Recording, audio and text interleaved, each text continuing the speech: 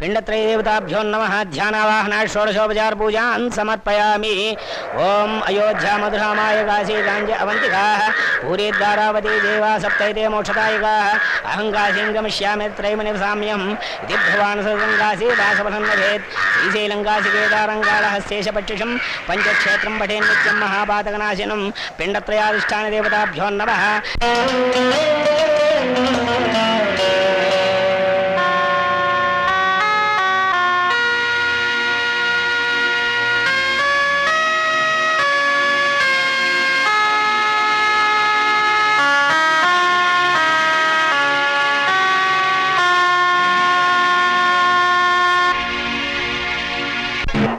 బాబాయ్ రే బాబాయ్ ఎవరు నేను బాబాయ్ బాగున్నావా ఎవరు ఏమిటలా అయిపోయావు నువ్వేనా నేను నీ రాముని నువ్వు బతుకున్నావా నేను బతుకున్నావేమిట్రా నువ్వు మాట్లాడుతుంది ఎవరు ఇట్లా ఇట్లా కూర్చో కూర్చో కూర్చో చెప్తా రే నువ్వు చచ్చిపోలేదా నేను చచ్చిపోవడమేట్రా ఎలా చోకు నువ్వు రే నీలాంటి స్నేహితుల అభిమానం నీ చెల్లెల సౌభాగ్యం నా కొడుకుల అనురాగం ఉన్నంత వరకు చావు నా దగ్గర రానే రాదురా. నిజంరా నువ్వు చచ్చిపోయావని తెలిసి బాధపడ్డాను. ఇప్పుడు నువ్వు బతుకున్నావని తెలిసి మరీ బాధపడుతున్నాను రా. ఏమిట్రా ఏమైంది? ఇంకా ఏం కావాలరా? బతుకున్న తండ్రి చచ్చిపోయాడని చెప్పి డెత్ సర్టిఫికెట్లు చూపించి సాక్ష్యం కోసం పిండాకుడు కూడా పెట్టదని నీ కొడుకులు తండ్రి మాట సవదాటని ఆ శ్రీరామచంద్రుడు కూడా దాటిపోయి చరిత్ర సృష్టించారా.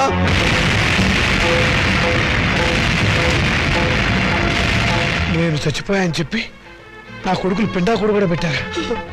ఇంకా నయం బతుకుండగా నీకు కూడు పెడతారో లేదో తెలియదు కానీ నీకు పిండాకుడైనా పెట్టినందుకు సంతోషించు. కొడుకులు తలకొరివి పెడతారని వాళ్ళు నిన్ను ప్రమోషన్ మీద స్వర్గానికి పంపిస్తారని ఇన్నాళ్ళు ఎగిరి పడేవాడివిగా ఓ వెళ్ళి వాళ్ళు పెట్టిన పిండాకుడు ఎక్కడుందో వెతుక్కొని దాని మీద చిటికని విషం తల్లింపించేయరా. స్వర్గం సంగతి ఎలా ఉన్నా నీకు ఈ నరకం బాధ తప్పుతుందిరా.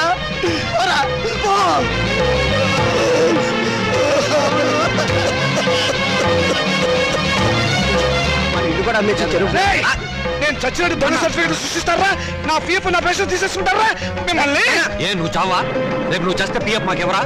ఎప్పుడు బ్రతికుండడానికి నువ్వు అమృతం తాగేవా? మిమ్మల్ని అడిగి పారేస్తాను, చంపి పారేస్తాను.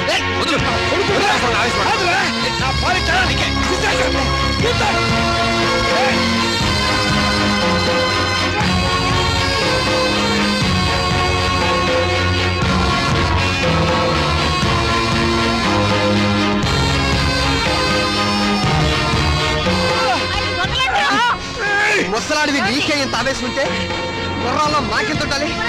ఎరగబడి కొట్టే చస్తావా నాగం?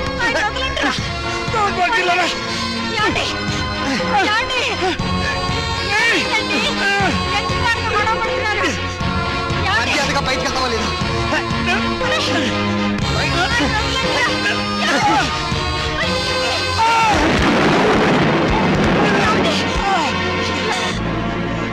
దౌర్భాగ్యులారా, ఈయన జీవితం అంతా సంపాదించింది మీకే దారిపోసారు కదరా. ఎందుకురా మీ నాన్నను మోసం చేశారు? లేకపోతే మమ్మల్ని మోసం చేస్తారని.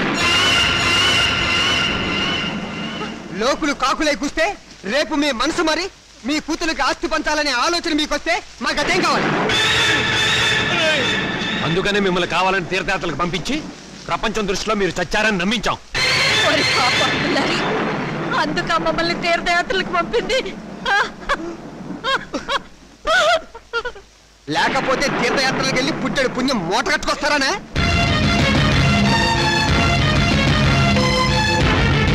అమ్ముడు చెప్పింది కరెక్ట్. చచ్చిన తర్వాత పెట్టే కొరివి బతికుండగానే పెట్టి పున్నామ నరకంలోకి తోసేవాళ్ళు కొడుకులని అర్థం చేసుకోపోవడం ఏం తప్పు. ఈ వయసులో చేతికి ఆసరా అవుతారనుకున్న కన్ను కొడుకులే పావులై కాటేస్తారని తెలుసుకోలేకపోవడం ఏం చేసిన పెద్ద తప్పు. మీ మొఖాలు మాకు చూపించద్దు, వెళ్ళిపోండి. మా ఇంట్లోంచి వెళ్ళిపోండి. మీరు లోపలికి పదండి. ఏంటి మా ఇల్లు మా ఇల్లు అంటున్నారు? ఈ ఇల్లు మాకు రాసిచ్చినట్టు ఆయన ఎప్పుడో సంతకం పెట్టాడు. ఇప్పుడే మర్చిపోయావా? ఆ రోజు యాత్రలకు వెళ్ళేటప్పుడు రాసావు, గుర్తు తెచ్చుకో.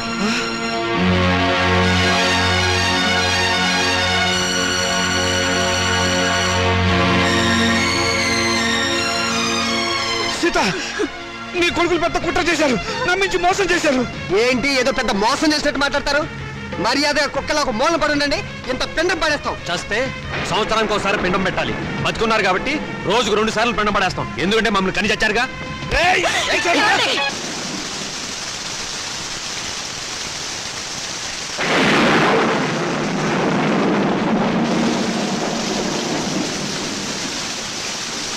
అత్యంతరంగా కొడుకులు వెళ్ళగొడితే అనాథల్లా చెట్టు కింద ఉన్నాం. ఏమిటండి మన బతుకులు ఇలా? మనవి బతుకులా? ఇంత దారుణం జరిగిన తర్వాత ఇంకా మనం బతికే ఉన్నాం అనుకుంటున్నావా?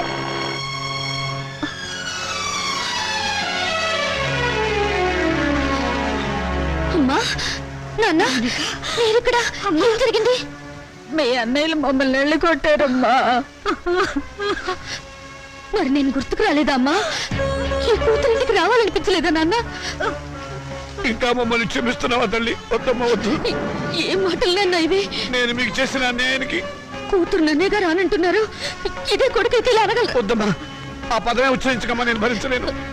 అయితే పదండి నాన్న, కూతురుగానే మిమ్మల్ని నా ఇంటికి తీసుకెళ్తాను. నా కడుపులో పెట్టుకుని కాపాడుకుంటాను. కానీ పెంచిన మీ ఇద్దరి రుణాన్ని తీర్చుకుంటాను. ఇక నుంచి నేను మీ కన్న కూతుర్ని కాదు, కన్న తల్లిని. చూసావన్నాయి మౌనికి ఎంత పొగరు. నాన్న మనకిచ్చిన ఆస్తులు వాళ్ళకే సమాన భాగం ఉందని కోర్టు వచ్చి పంపించింది. ఆడదానికి ఆస్తిలో భాగం ఇవ్వమని అడిగే హక్కు ఎక్కడిది? హక్కు ఇక్కడిదని కొంపలో కాదు అరిచేది. గట్టి ప్లేడని పెట్టి రేపు కోర్టులో వాదించడానికి ఎవరైనా లాయర్ ఉన్నారా? నేనున్నాను యువర్ ఆనర్. ఆడదానికి ఆర్థిక స్వాతంత్రం లేకపోవడం మూలంగానే సమాజం హీనంగా చూస్తోందని ప్రభుత్వం ఎన్నో చట్టాలు చేసింది your honour.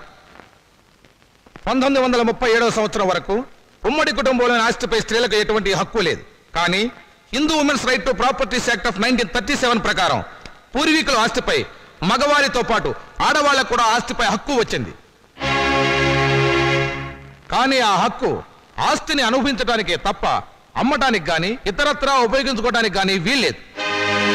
Hindu succession act 1956ను Andhra Pradesh ప్రభుత్వం వారు కొన్ని సవరణలు చేశారు. 1988 సంవత్సరంలో యాక్ట్ 13 ప్రకారం మరికొన్ని సవరణలు చేశారు. అందువల్లే స్త్రీలకు పురుషులతో పాటు ఆస్తిలో సమానమైన హక్కు, సమిష్టి కుటుంబ ఆస్తిలో భాగవడికే హక్కు వచ్చింది. నా క్లయింట్ హక్కుతోనే కోర్టుకు వచ్చింది యువర్ ఆనర్. ఇలా కోర్టుకెక్కే ధైర్యం లేక మగవాళ్ల దౌర్జన్యానికి బలైపోతున్న ఆడవాళ్లకు దారి చూపించడానికి ఈ కేసు చక్కని ఉదాహరణ. అయితే యువర్ ఆనర్, నా క్లయింట్ నాన్నగారి ఆస్తిని వాళ్ళ అన్నలు పంచుకొని నా క్లయింట్కు అన్యాయం చేశారు. కనుక యువర్ ఆనర్, చట్ట ప్రకారం నా క్లయింట్కు రావాల్సిన ఆస్తిలోని సమాన వాటా ఇప్పించవలసిందిగా కోర్టు వారిని కోరుతున్నాను. మీ వాదంతో మేము అంగీకరించాం. మీ క్లయింట్ అన్నలు స్వాధీనం చేసుకున్న ఆస్తిని యువర్ ఆనర్, ఈ కేసులో ప్రతివాదులైన రాజాకుమారులు నాకు వకాల్తా ఇచ్చారు. నా వాదన కూడా తమరు వినాలి. ఆస్తిని పంచడంలో మీకేమైనా అబ్జెక్షన్స్ ఉన్నాయా? ఉంది యువర్ ఆనర్. నా క్లయింట్స్ తండ్రి రామచంద్రయ్య గారు ప్రముఖ పారిశ్రామికవేత్త చలపతిరావు గారి దగ్గర 3 లక్షల రూపాయలు అప్పుగా తీసుకున్నారు. అది వడ్డీతో కలిపి 4 లక్షల రూపాయలైంది. దానికి సంబంధించిన నోటు తమకు సమర్పించడం జరిగింది యువర్ ఆనర్. ఆస్తి హక్కే కాదు, అప్పుల్ని పంచుకోవలసిన బాధ్యత కూడా అందరి మీద ఉంది. రామచంద్రయ్య గారి ఆస్తి విలువ మొత్తం 4 లక్షల రూపాయలు. దాని 2 కూతుళ్ళు 2 కొడుకులకు సమానంగా పంచితే తలకొక 1 లక్ష వస్తుంది. అదే అప్పును పంచితే ఒక్కొక్కళ్ళు 1 లక్ష తీర్చవలసి ఉంటుంది. ఆ అప్పును నా క్లయింట్స్ ఆల్రెడీ తీర్చేశారు గనక ఇక మాలతి మౌనికలకు ఆస్తి పంచవలసిన అవసరం లేదు అని కోర్టు వారు గమనించవలసిందిగా వేడుకుంటున్నాను. నాన్న, నన్ను నిజం చెప్పనివ్వకుండా తల వంచుకునేలా చేశావు. వాళ్ళు లేని అప్పులు సృష్టించారు. నువ్వు బ్రతికే ఉన్నావని కోర్టులో ఒక్క మాట చెప్పుంటే వాళ్ళ బ్రతుకుల్లో బాంబు పడేది. బ్రతికున్న నిన్ను చంపి పిఎఫ్ కాజేసిన నేరానికి జైలు కూడా తినేవాళ్ళు. కోర్టులో నిజం చెప్పవద్దని నువ్వు అడ్డుపడ్డావు. మా స్వేచ్ఛని, మా ఆనందాన్ని, మా బ్రతుకుల్లో కొడుకుల కోసం తాకట్టు పెడితే గానీ నీకు తృప్తిగా ఉండదు. చిచి, మీ అమ్మ నిన్ను కనుకుండా ఉండుంటే మేమంతా హాయిగా ఉండేవాళ్ళం. నాకే ఎంచక్కా పెళ్లి కాకుండా కడుపు తెచ్చుకుని పిల్లల్ని కంటాను. కానీ అది మీకే చెడ్డ పేరు.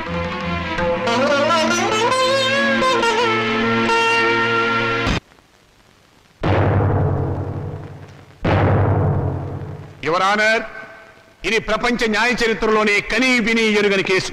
ఇటువంటి కేసు ఇంతవరకు ఏ న్యాయస్థానం ముందుకు రాలేదు.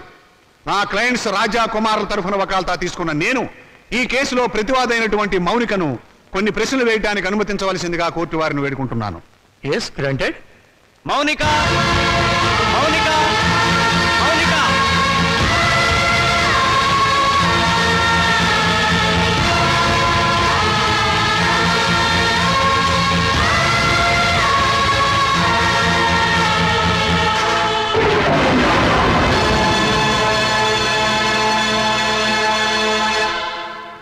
చూడమ్మా మౌనిక, కుమార్ రాజాలు నీకేమవుతారు? కీర్తిశేషులు. తెలుగు రాదా? చచ్చిపోయిన వాళ్ళు. చూశారా చూశారా, ఈ అహంకారంతోనే ఈ మౌనిక సంవత్సరం క్రితం కోర్టుకెక్కింది. హిందూ వారసత్వ చట్టం 1956 ఏపీ యాక్ట్ సెక్షన్ 13A ప్రకారంగా తండ్రి సంపాదించిన ఆస్తిలో కొడుకులతో పాటు కూతుళ్లకు కూడా వాటా ఉందని కోర్టుకెక్కి పోరాడి గెలిచింది. ప్రస్తుత విషయానికి వస్తే నా క్లయింట్స్ తండ్రి రామచంద్రయ్య గారు తన మూత్రపిండాన్ని 2 లక్షల రూపాయలకు అమ్ముకున్నాడు.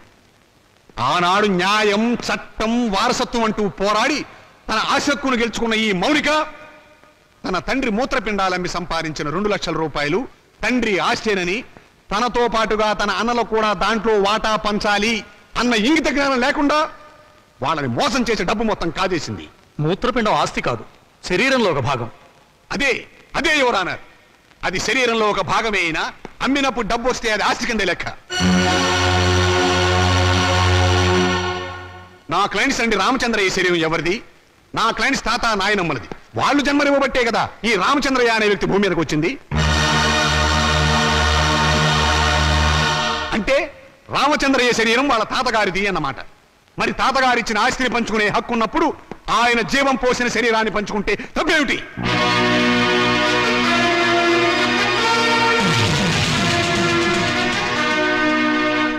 మిస్ మౌనిక, నీ తరఫున లాయర్ ఎవరైనా ఉన్నారా? లేరు. అక్కర్లేదు. వాస్తవాలు చెప్పడానికి లాయర్ ఎందుకు? మీరే అన్నారుగా మూత్రపిండాలు ఆస్తులు కావని. అమ్మితే డబ్బు వచ్చేది ఏదైనా సరే ఆస్తి కింద లెక్కే. కళ్ళు, చెవులు, గుండె, నెత్తురు వీటన్నిటికి అమ్మినందుకు రేటు ఉంది. ఇవన్నీ ఆస్తి కదా యువర్ ఆనర్. లాయర్ గారు మీరు కరెక్టే. మీ గుమస్తాకు మీరు జీతం ఎంత ఇస్తారు? 1000 రూపాయలు. ఎందుకు? నాకు సర్వీస్ చేసినందుకు. మీకు సర్వీస్ చేసిన మీ గుమస్తాకి మీరు 1000 రూపాయలు ఇస్తుంటే మమ్మల్ని కని పెంచి పెద్ద చేసినందుకు మా అమ్మకు నాన్నకు మేమేమిస్తే మాత్రం రుణం తీర్చుకోగలం? కనీ పెంచడం కూలి కింద రాదు. ఎందుకు రాదు? తల్లిదండ్రులు వాళ్ళ కామం తీర్చుకోవడానికి ఏకమవుతారు. ఏకమైనప్పుడు మేమెందుకు పుట్టాలి? అది సుశీధర్మం. ధర్మం కాదు, శ్రమ. తల్లిదండ్రులు పిల్లల్ని పుట్టించే యంత్రాలనుకుంటే ఆ యంత్రాలు పడిన శ్రమకు కూలి ఇవ్వాలి. వీళ్ళిచ్చారా? పని చేసే యంత్రానికైనా శక్తి, విశ్రాంతి కావాలి. మీ క్లయింట్స్ యంత్రాల బ్రతికి నా తల్లిదండ్రులకు అవి ఇచ్చారా? అసలు వాళ్ళని మనుషుల్లో చూసారా? అడగండి యువరానా. వీళ్ళను పుట్టించినందుకు కూలి ఇవ్వాలి. 9 నెలలు మోసిన మా అమ్మ కూలి ఇవ్వాలి. మా నాన్న నెత్తురు పంచినందుకు దానికి రేటు కట్టాలి. అమ్మ దగ్గర తాగిన పాలకు, వాళ్ళు పెట్టిన కష్టాలకు, కడుపు మంటకు, మా తల్లిదండ్రులు పడ్డ ఆవేదనకు రేటు కట్టాలి. కట్టమనండి ఆ రేటు. శంకర్రావు గారు, మీ సమాధానం ఏమిటి? ఈ వాదనకి అర్థం లేదు యువర్ ఆనర్. ఉంది, అర్థం ఉంది యువరానా. నా తల్లిదండ్రులకు కూలి ఇవ్వమని మీరు జడ్జిమెంట్ చెప్తే వాళ్ళమ్మ కూడా కూలి కోసం కోర్టుకెక్కుతుందని ఆయనకు భయం. Silence, silence. యువర్ ఆనర్, మీరు ప్రతివాదిని మందలించాలి. మౌనిక, మన తాతలకి షుగరు, బీపీ ఉంటే అది వంశంలో అందరికీ వస్తుంది, అవునా? అవును. మరి రోగాలను పంచుకున్నప్పుడు ఆ రోగాలకు కారణమైన అవయవాలను పంచుకోవడంలో తప్పు లేదుగా? పంచుకోవచ్చు. Note this point your honour. Lawyer గారు, మా తాతగారు చాలా మంచివారు. ఎందుకు? బుద్ధిమంతుడు కాబట్టి. ఆయన్ని కొడుకులు బాగా చూసుకునేవారు. ఎందుకు? జన్మనిచ్చాడు కాబట్టి. మరి రోగాలు వంశంలో అందరికీ వచ్చినప్పుడు బుద్ధులు కూడా రోగాలతో పాటు రావాలిగా. మీ క్లయింట్స్ కి వచ్చినాయా లేదా అని అడగండి ఒకసారి. రాలేదు కాబట్టే కోర్టుకెక్కారు. ఒక చెట్టుకు కాసిన కాయలన్నీ ఒకే రకంగా ఉండవుగా. కానీ కాయలు చెట్టును చంపవుగా. మీ క్లయింట్స్ మా నాన్నగారి మూత్రపిండాలమ్మిన సొమ్ము కోసం ఈ కోర్టుకెక్కారు. కానీ కానీ మా నాన్నగారు లేరు. సంవత్సరం క్రితం చచ్చిపోయారు. పచ్చి అబద్ధం. ఆయన బతికే ఉన్నారు. యువరానా, నా మాజీ అన్నలు వీరి క్లయింట్స్ సంవత్సరం క్రితం మా నాన్నగారు చచ్చిపోయారని డాక్టర్ సర్టిఫికేట్ ఇచ్చి ప్రావిడెంట్ ఫండ్ పెన్షన్ తీసుకున్నారు. ఈ డెత్ సర్టిఫికేట్ వాళ్ళు ఇచ్చిందే ఎవరానా? చూడండి, ఎప్పుడో చచ్చిపోయిన మా నాన్నగారు ఇప్పుడు ఎలా వచ్చారు? ఆయనకు మూత్రపిండాలు ఎలా ఉంటాయి? చెప్పండి ఎవరానా, చెప్పండి.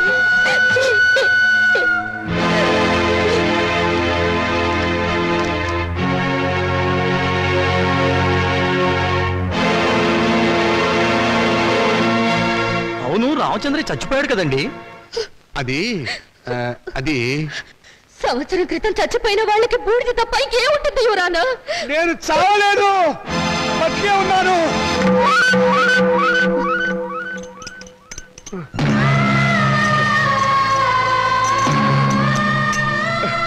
నేను చావలేదు యువరానా, బతికే ఉన్నాను. అరే, ఈయన బ్రతికే ఉన్నాడుగా. నన్ను ఆ బోన్ దగ్గర తీసుకెళ్ళు.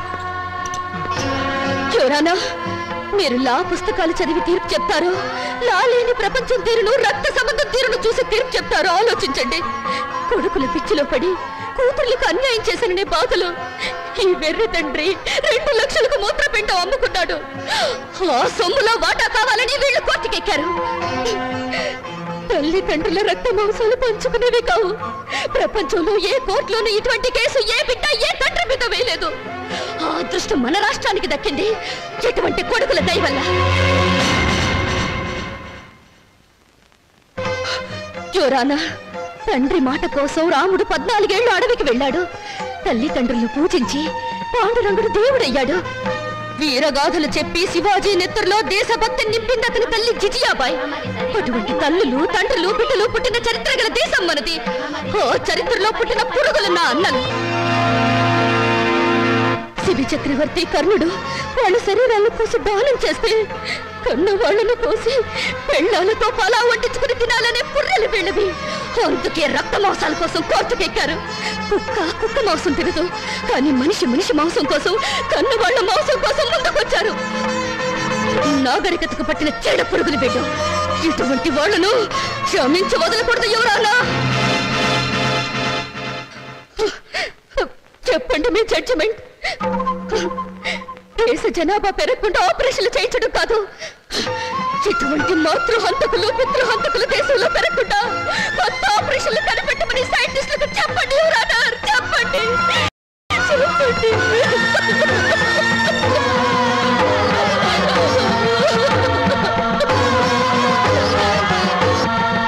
మౌనిక చెప్పినట్లు కన్నవాళ్ల రక్తమాంసాల కోసం బిడ్డలు కోర్టుకెక్కడం చరిత్రలో సరికొత్త విషయం.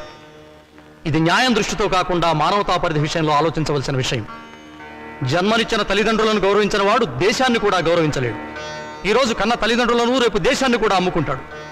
మౌనిక వాదనతో మేము ఏకీభవిస్తున్నాం.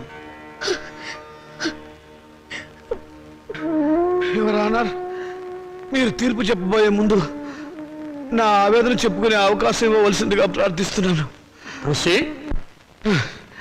ఈ శరీరం నాతోనే పుట్టింది, నాతోనే పెరిగింది, రేపు నాతోనే మట్టిలో కలిసిపోతుంది. దీని మీద హక్కు ఎవరిది? నన్ను కన్నవాళ్ళదా లేక నేను కన్నవాళ్ళదా? నాన్న, మీరు ఆవేశపడకండి. ఉండమ్మా, నన్ను చెప్పని. చివరిసారిగా నేను చెప్పుకోవాల్సినంత చెప్పుకొని నా శరీరంలో ఉన్న అవయవాల మీద హక్కు నాకే లేకపోతే ఇక ఈ ప్రపంచంలో స్వేచ్ఛగా అర్థం ఏమిటి ఎవరు అన్నారు? ఆ హక్కు తల్లిదండ్రులకు లేకపోతే వాళ్ళు బతుకుండగానే వాళ్ళ కళ్ళు పీకి చర్మం ఒలిచి గుండె మూత్రపిండాలని షోకేసులో పెట్టి అమ్ముకునే దౌర్భాగ్యం సంతానం తయారవుతుంది ఎవరు అన్నారు. ఆ ప్రమాదం నుంచి సమాజాన్ని కాపాడండి, రక్త మాంసాల విలువల్ని రక్షించండి, కన్నబిడ్డలే కసాయవాళ్ళు కాకుండా చూడండి ఎవరు అన్నారు. చూడండి.